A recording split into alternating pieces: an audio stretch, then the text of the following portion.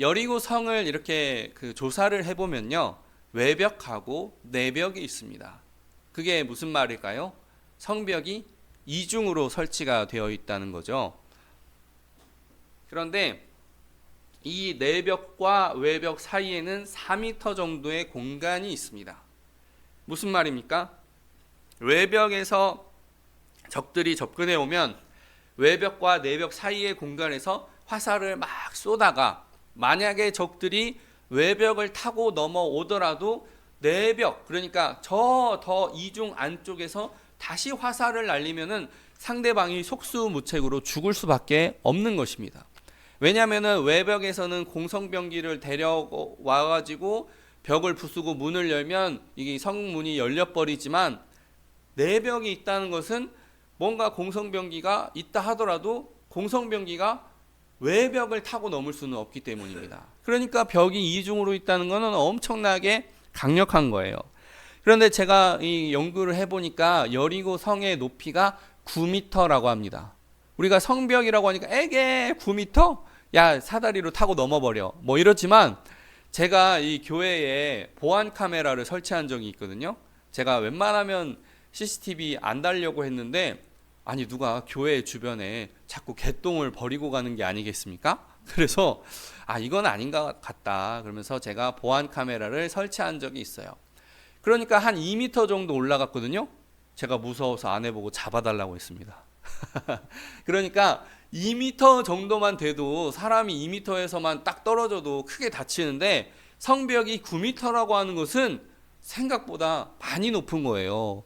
그리고 이전에 이스라엘 백성들은 평지에서 적과 싸워서 이겼어요. 그러니까 평지를 이렇게 달려와가지고 평지에서만 싸워봤지 성을 공격해보는 이런 공성전, 이 성을 공격하는 전투는 해본 적이 없는 것이죠. 전혀 새로운 차원의 전쟁이 접어든 것입니다. 그런데 이 여리고성 사람들의 행동이 참 지혜로워요. 그냥 성 안에 틀어박혀서 안 나가는 작전을 짠 겁니다. 옛날부터 손자병법에는 성을 점령하려면 10배의 병력이 필요하다 그랬어요. 그만큼 성을 점령하는 것이 굉장히 어렵습니다. 그래서 우리가 얼마 전에 고려 거란 전쟁 보면은 흥화진 전투 있잖아요. 거란의 40만 대군이 그 조그마한 흥화진이라고 하는 조그마한 성 하나를 점령을 못 해가지고 그냥 통과를 해버려요. 그 다음에 또 안시성 전투, 고구려가 엄청나게 많은 이 수의 병력을 잘 막아냈죠. 당을 잘 막아냈습니다. 당나라를 잘 막아냈습니다. 그리고 진주성 전투, 일본의 수많은 군대를 이 진주성 안에 있는 사람들이 잘 막아냈어요. 그러니까 성 안에 틀어박힌다는 것은 정말 이 어려운 전쟁에 접어들었다고 볼 수가 있습니다. 그런데 오늘 본문에 보니까 하나님께서 여호수아에 어디에 성을 주신다고 그래요? 네, 손에. 우리가 손에 든 물건은 자유롭게 다루지 않습니까? 우리 손상철 성도님 보세요. 손으로 얼마든지 막 이것저것 만드시고 막 붙이시고 다 하시잖아요. 그러니까 손 안에 잡힌다는 것은 그만큼 쉬운 거예요. 그런데 그렇게 어려운 성 공략을 여호수아 내 손에 여리고 성을 준다, 이렇게 말씀하고 있습니다. 참 어려운 일인데요. 제가 비슷한 경험을 한 번 한 적이 있어요. 제가 서울에서 이렇게 전도사 생활을 할 때, 제가 한일장신대학원에서 3년을 마치고 제가 서울에 가가지고 공부를 합니다. 존경하는 박화경 교수님 말씀에 따라서 한일에서 제가 기독교 교육학 석사과정 하겠습니다. 그러니까 안전도사는 서울에서 공부 한번 해보는 게 좋겠다고 해가지고 제가 장로의 신학대학교 신약학 석사과정을 또 석사를 2번째 시험을 치는 거예요. 근데 제가 한 번 떨어졌거든요. 한 번 떨어졌어요. 그런데 이제 다시 재수를 하고 있는데, 제가 우리 청소년, 우리 고등부 친구들과 열심히 나라와 민족을 위해서, 학교를 위해서, 선한 사역들을 위해서 막 이렇게 열심히 기도하고 난 다음에 이제 저를 위해서 기도하는 그런 시간이 됐거든요. 저를 위해서 기도하는데 하나님 뭐라고 하시냐면, 내가 너에게 그 학교를 허락한다 그러시더라고요. 우리가 기도를 하면 내 욕심대로 잘못 듣는 경우도 많기 때문에 제 속으로 뭐라고 생각했냐면, 하나님께서 재수, 삼수, 사수 포함해서 언젠가는 그 학교를 들어간다, 이런 말씀을 하신 거겠지라고 제 스스로 약간 마음의 방어막을 이렇게 쳤거든요. 그런데 하나님이 곧바로 저에게 또 말씀하시는 거예요. 내가 너에게 그 학교를 허락한다. 내가 너에게 그 학교를 허락한다. 총 3번 그렇게 말씀하시고 나서 얼마 안 있다가 홈페이지를 딱 열었는데 합격 이렇게 써 있는 거예요. 와, 하나님이 미래의 일을 가끔 이렇게 알게 하시는구나. 매번 알게 저한테는 매번 알게 하시진 않았어요. 물론 매번 알게 하시는 목사님도 계시겠지만, 저는 어쩌다 한번 알았지만 그 미래의 일을 한번 이렇게 하나님이 살짝 그 은혜의 문을 싹 여셔가지고 미래의 일을 알 수도 있다. 그것을 그때 처음으로 제 스스로 경험한 적은 그때 처음이었습니다. 그런 것처럼 지금 여호수아에게 아직 승리가 오지 않았는데 승리를 미리 알려주신 거예요. 얼마나 마음이 기뻐요. 이미 승리할 수 있다는 그 마음과 기쁨을 얻었잖아요. 자, 그런데 이 승리의 선언을 듣고도 의심한다면, 만약에 하나님의 이 승리의 선언을 믿지 못한다면 여호수아는 마음에 원망이 있을 수밖에 없어요. 왜 그렇습니까? 하나님이 공성병기 준비할 수 있는 시간을 안 주셨어요. 광야에서 38년 40년 그렇게 유리하고 방황할 때 하나님이 야, 모든 나무를 가져와서 사다리를 만들라. 그래서 이렇게 사다리 타고 올라가는 연습이라도 해야 성을 정복할 거 아닙니까? 제가 군대 생활 있을 때 유격 훈련을 2번 가봤지만 유격 훈련 가니까 무섭더라고요. 어떤 거 훈련하냐면 외줄타기 같은 거 훈련해요. 외줄타기 몸으로 이게 배랑 가슴이랑 엮어가지고 영차 하면서 총 그 등 뒤에 메고 이 잡아가지고 이렇게 영차 하면서 가는데 대부분 다 이렇게 뒤집어집니다.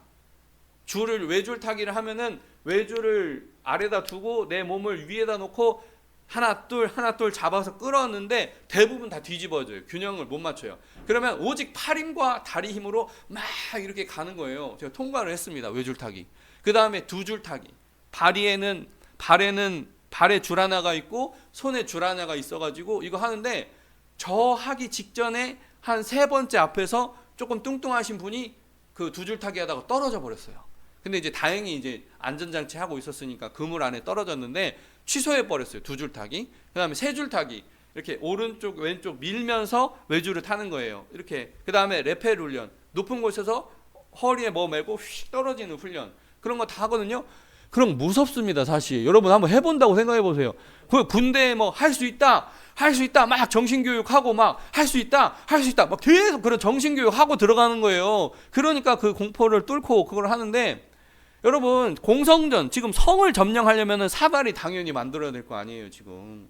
그 다음에 대나무로 만들든지 뭘 엮어가지고 그거 높은 곳으로 올라가는 담력 훈련 해야 돼요. 여호수아에게 그런 기회를 하나님이 한 번도 안 주셨다는 거예요.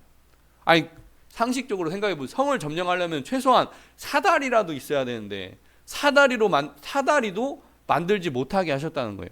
뭐 했냐? 요단강 건너가서 할례, 좀 죄송하지만은 남자 포경 수술한 거예요. 그 깨끗하게 위생적으로 할 수 있도록. 그래가지고 아프잖아요. 그거 하면은 포경 수술하면은 막 일주일씩 막 누워 있고. 그 다음에 6월절 행했어요. 언제 사다리 만들고 공성병기 준비하고 언제 여리고성 준비할 시간을 하나님이 이만큼도 안 주시는 거예요. 조금도 안 주시는 거예요.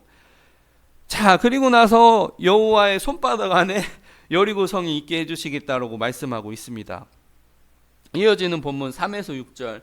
너희 모든 군사는 그 성을 둘러 성 주위를 매일 한 번씩 돌되 엿새 동안 그리하라. 제사장 7은 7 양각 나팔을 잡고 언약궤 앞에서 나아갈 것이요 7째 날에는 그 성을 7번 돌며 그 제사장들은 나팔을 불 것이며 제사장들이 양각 나팔을 길게 불어 그 나팔 소리가 너희에게 들릴 때에는 백성은 다 큰 소리로 외쳐 부를 것이라. 그리하면 그 성벽이 무너져 내리리니 백성은 각기 앞으로 올라갈지니라 하시매 눈의 아들 여호수아가 제사장들을 불러 그들에게 이르되 너희는 언약궤를 메고 제사장 7은 양각 나팔 7을 잡고 여호와의 궤 앞에서 나아가라 하고.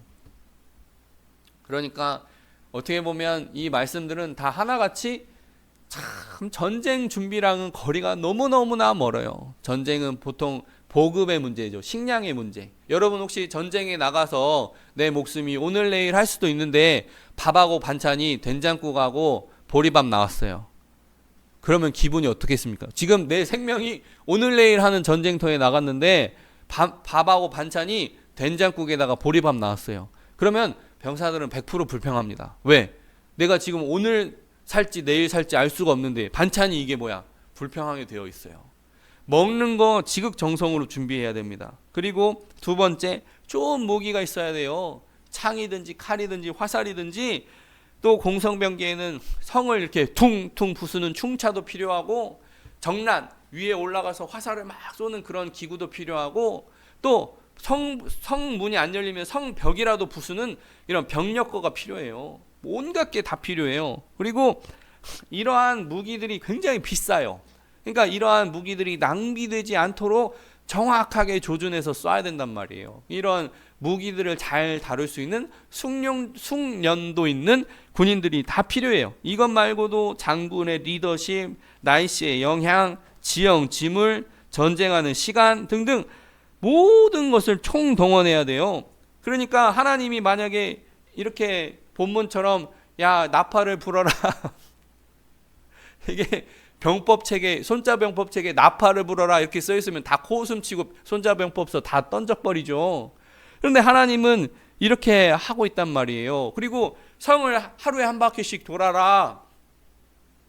이거 대단한 믿음 아니면 못 돕니다. 왜? 적들이 어디서 나타날지 어떻게 알아요? 여리고성 옆에 아이성 있고요, 밑에 아모리 족속 있고요, 헷 족속 있고요. 야 우리 좀 도와줘 하고 어느 날 갑자기 막 이렇게 기습하면, 원군, 지원군이 와가지고 기습하면 다 죽는 거예요. 그냥 이 전쟁사를 쭉 연구하다 보면 뭐 정말 기습의 효과가 엄청나죠. 한 가지만 예를 들면 이 장료, 한 가지만 예를 들 수는 없겠네요. 장료라고 하는 유명한 삼국지의 정사에도 나오는 장료가 있어요. 아기가 울음이 오면은 장료가 온다 그러면은 호랑이보다도 장료의 이름을 무서워해가지고 울음을 그친다는 그 장료. 장료가 800명하고 오나라 군대 5만 명과 싸워요. 그런데 기습 앞에서 스스로 나가서 기습하니까 5만 명의 군대가 해체가 돼버립니다. 기습은 이 정도로 무서워요. 또 우리의 그 전쟁 영웅 이순신을 보면 23번 싸워서 몇 번 이겼다 그래요. 23번. 그러면 명량해전, 노량해전, 한산도 대첩 이런 대첩 말고 소규모 전투, 중규모 전투는 다 기습해서 이긴 거예요. 적들이 저기 있다, 화포를 쏘자. 그리고 어느 정도 배가 부서지면 뒤를 배를 물리는 거예요. 그러니까 기습이 이 정도로 강력해요. 근데 하루에 한 바퀴씩 성을 돌라고요? 어디서 어떻게 기습할 줄 알고? 아무리 생각해봐도 오늘 본문은 이성적인 그러한 전략 전술과는 거리가 너무나 멀어요. 그러나 하나님은 왜 이러한 명령을 내리셨을까요? 이미 이 여리고성 안에 있는 사람들의 마음이 다 녹았다는 것입니다. 이스라엘 백성들이 출애굽, 이집트를 빠져나왔다고 하는 것도 이해가 안 되고, 홍해를 건넜다는 것도 이해가 안 되고, 불기둥 구름기둥도 이해가 안 되고, 만나와 메추라기도 이해가 안 되고, 40년 동안 살았는데 신발과 옷이 헤어지지가 않았다는 거예요. 이 여러 가지 소문들이 눈덩이처럼 불어나기도 했겠지만 이게 사실이니까 너무너무나 두려워서 지원군을 요청도 못하고 그냥 딱 성 안에만 처박혀 있는 거예요. 하나님이 완벽하게 이러한 준비를 해놓으셨기 때문에 이렇게 나아갈 수 있고 성 주변을 돌 수 있는데, 그 무엇과 동행합니까? 여호와의 궤와 동행하는 것입니다. 여호와의 궤 안에는 아론의 쌍난 지팡이, 십계명의 두 돌판, 그리고 하늘에서 내려온 만나를 담아놓은 항아리, 이 세 가지가 다 있다는 거죠. 근데 이 세 가지가 다 무슨 뜻이냐면 이스라엘의 연약함과 관련이 있어요. 이스라엘의 자랑이요, 이스라엘의 승리요, 이런 게 아니라 이 세 가지는 다 이스라엘의 약점이라는 거예요. 약점. 왜 그렇습니까? 첫 번째, 아론의 쌍난 지팡이. 지팡이에서 싹이 났다니까요. 왜 이런 기이한 일이 벌어졌느냐? 야, 모세와 아론만 제사장이냐? 나도 기도할 수 있다, 야. 그러면서 그 권한에 도전했어요. 나도 하나님 앞에 기도해서 나도 응답받을 수 있다.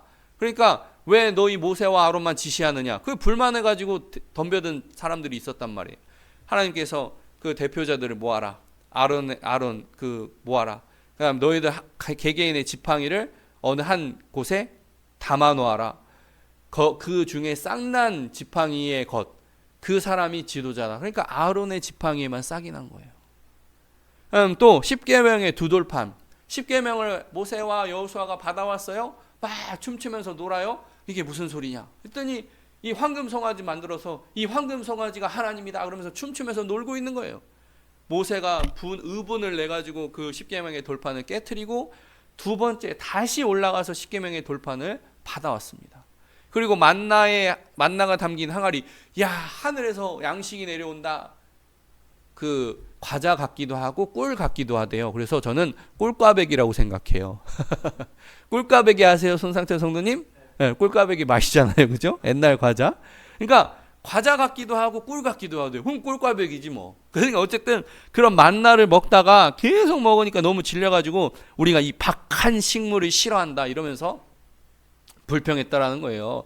고기 좀 달라는 거죠. 하나님이 동풍을 일으켜서 메추라기를 내리니까 그거 먹다가 전염병이 왔었던 것 같아요. 무슨 조류, 뭐 인플루엔자라든지 아무튼 막 그런 것 때문에 이스라엘 백성들이 심판을 당한 적이 있어요. 어쨌든 아론의 쌍난 지팡이, 십계명의 두 돌판, 만나가 담긴 항아리 이 세 가지는 이스라엘의 연약함이에요. 연약함. 이게 우리에게 은혜가 되는 거예요. 우리 각자가 다 약점이 있잖아요. 그죠? 우리의 약점이 있어요. 우리의 생각에 부족함이 있다고요.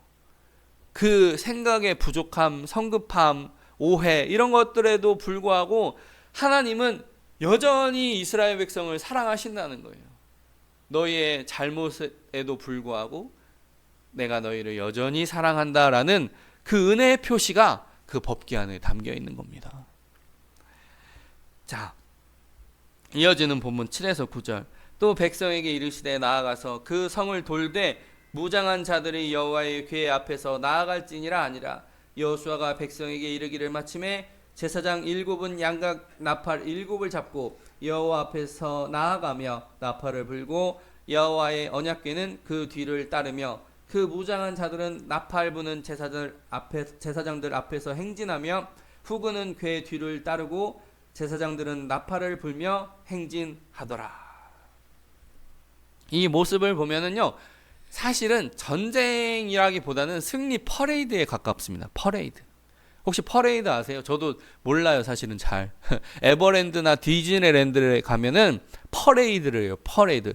군악대가 빠빠빠빠빠빠 이건 아니겠지만 나팔을 막 불면서 춤추는 사람이 나오고 그런 모습과 약간 비슷해요.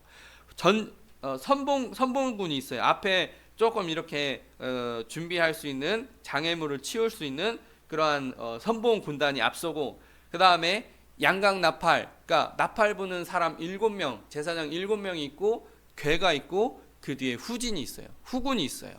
이런 모습은요, 사실상 싸우러 온 사람이라기보다는 승리 퍼레이드라는 거예요. 퍼레이드. 퍼레이드는 일종의 쇼하고 비슷해요. 쇼. 그냥 보여주기식 행사예요. 보여주기식. 그러니까 이미 이겼다. 이미 이겼다라고 하는 거예요. 다만 외치는 것만 마지막 날에 하도록. 왜?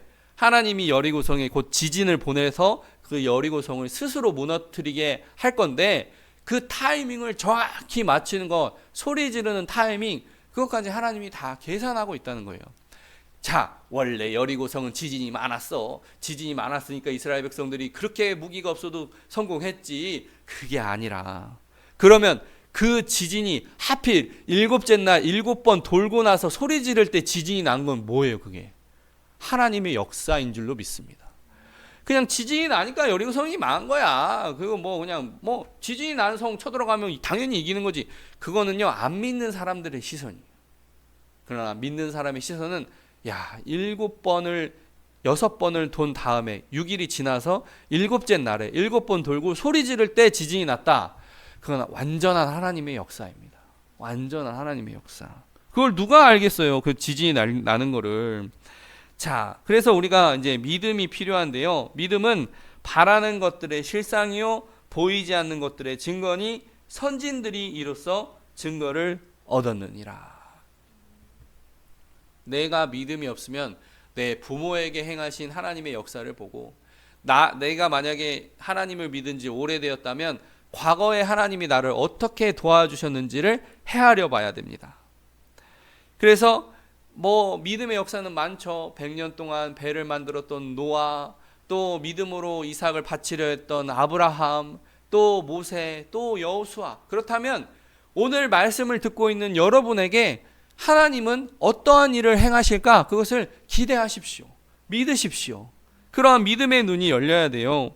어제까지는 안 됐던 일이 오늘부터는 될 수도 있고, 믿는 자에게 능치 못함이 없다라고 말씀하시고, 심지어 겨자씨만한 믿음이 있으면 너희가 산을 옮길 수 있다라고 말씀하고 있습니다.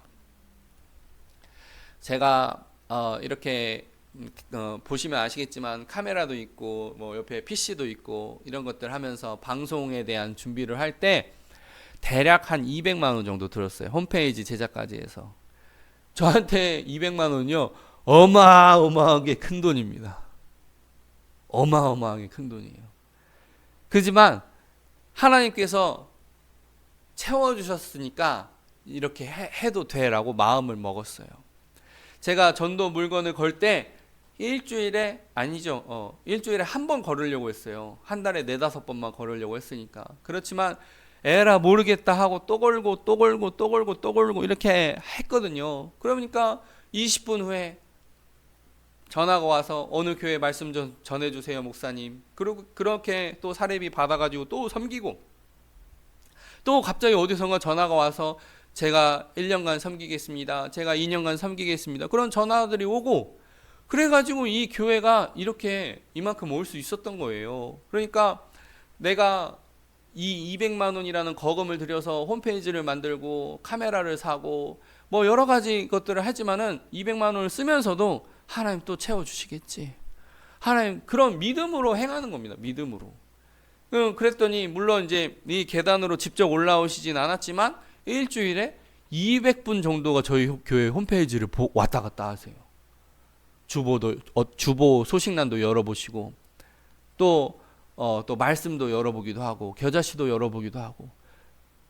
그러니까 그렇구나. 가만히 있으면요, 진짜 세상 사람들 그런 말 하대요. 가만히 있으면 가만히가 된다고. 무시받는다고. 그러니까 내가 믿음으로 뭔가를 행하면 돌아와요. 배나 돌아와요.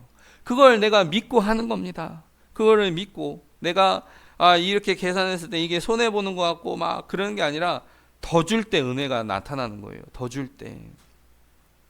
자, 개척도 마찬가지. 저희가 이 교회를 개척했을 때 2022년 4월 19일 날 노예 승인을 받았어요. 지금까지 오고 있는데 최근에 우리 교회 주변의 건물들이 임대 딱지가 붙고 있어요. 얼마 전에 여기 밑에 맛있는 고깃집 그것도 임대 붙었고, 저기 맛있는 카페 또 임대 붙었고, 점점 막 임대가 붙어가요. 임대가 붙었다는 건 무슨 말이에요? 견디다 못해 쓰러졌다는 말이에요. 우리는 그러지 않거든요. 우리 이 지역 상권이 막 이렇게 약해져 가지만 우리는 견디다 못해 쓰러진 것이 아니라 나누고 섬기는 교회입니다. 우리가 이러한 믿음으로 살았으면 참 좋겠어요. 자, 세상 사람들 중에서도 이렇게 말을 해요. 안 되는 사람은요, 자꾸 안 되는 생각만 한다는 거예요. 자꾸. 그래야 내 마음이 편하니까. 그렇지만 그게 아니라 내가 조금 더 보다 높은 차원으로 나아가야 돼요. 근데 여러 방해물들이 있죠. 생각의 방해물. 나는 부모가 준 것도 없어가지고, 나는 공부를 못해가지고, 나는 배운 기술이 없어가지고, 건강하지 못해가지고, 여러 가지 핑계가 너무너무 많아요. 그런데 제가 얼마 전에 현대 그 창업자 정주영 회장의 그 살아온 일대기를 쭉 배우니까 처음에는요, 아버지가 소 팔아가지고 모아놓은 돈을 훔쳐가지고 상경했다는 거예요. 그게 평생 마음의 짐이 돼서 북한에 소를 그렇게 보냈답니다. 1001마리를 보냈답니다. 그러니까 정주영 회장, 현대그룹을 일군 정주영 회장도 돈이 없어가지고 아버지의 소 판 돈을 훔쳐가지고 상경했다니까요.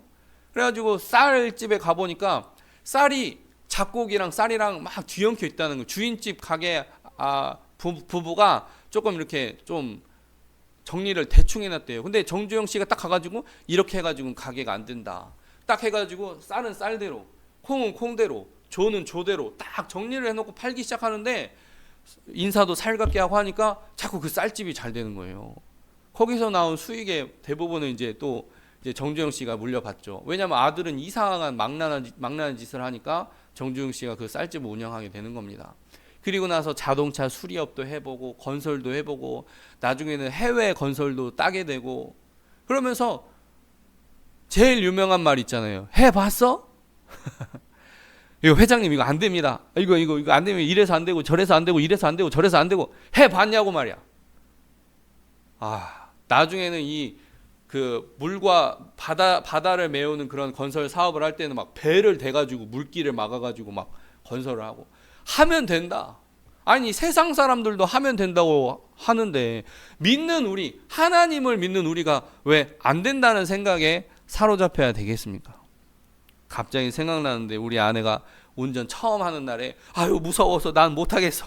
도망가자. 그만하자. 하지 말자. 내일 하자. 막 자꾸 미루고 다음에 하자. 그럴 때 해봐. 그러니까 지금 신나게 자동차를 타고 다녀요. 사고가 나도 막 타고 다녀요.